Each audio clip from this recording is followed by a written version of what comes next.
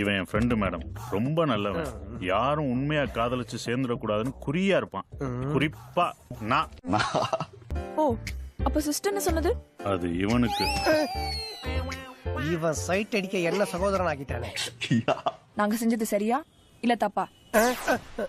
டேய், ரொம்ப குனியாதரா, பாக்கிறதுக்கு ஸ்கூட்டர் மாதிரியா இருக்கிற. தென்றல், ரோஜா, தேவதை. என்னது கவிதை? நான் உன் ஃப்ரெண்டு தானே, அப்புறம் ஏன்டா என்ன ஏமாத்துற? அவங்க சொல்றதுலயும் ஒரு நியாயம் இருக்கு. என்னடா டக்குன்னு சிக்னல் மாதிரி மாறிட்ட? லெட்டர்.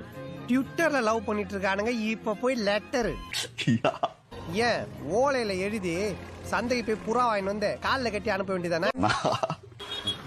டேய், இப்படி வா, லேடிஸ் கூட்டத்தில் அடி போட போறேன். டேய், இப்ப எது ட்ரெயின்ல டீ விக்கிற மாதிரி குறுக்கு நெடுக்கு நடந்துட்டு இருக்கிற? நில்லு ஒரு இடத்துல. டேய், செக்யூரிட்டி. நம்ம தான் அந்த வேலையை பாக்குறோமே, அவன் எதுக்கு வரான்? எவ்வளவு தும்மல் இருந்தா படிக்கிற பொண்ணுக்கு லெட்டர் கொடுக்க வருவியா? படிக்கிற பொண்ணு லெட்டர் கொடுக்காம பாத்ரூம் கழுவுற ஆயாக லெட்டர் கொடுப்பாங்க. இருங்க வரேன். சீக்கிரம் வாங்க, பொண்ணு பேரு காயத்ரி, கூட்டு வந்துருங்க. அநியாயத்துக்கு வேற ஏதோ காயத்ரி கூட்டு வராங்க. எழுத்தாளர் ஜெயகாந்தன் அவருடைய நாவல்ல இது தப்பு இல்லைன்னு சொல்லியிருக்கார். கடிதத்தின் மூலம் வெளிப்படுத்துவது மிகவும் பாராட்ட வேண்டிய விஷயம் சொல்லியிருக்காரு. புழுவுரா மேடம் புக்கில் எழுதி இருக்குன்னு. இது இன்று போய் நாளைவா படத்துல வர டயலாக். அந்த பொண்ணுக்கு சம்மதம்னா எனக்கு அதிர்ஷ்டம் நினைப்பேன். சம்மதம் இல்லைன்னா அந்த பொண்ணுக்கு அதிர்ஷ்டம் நினைச்சுக்க வேண்டியதுதான். மேடம், இது உங்களுக்கு இல்ல, காயத்ரிக்கு.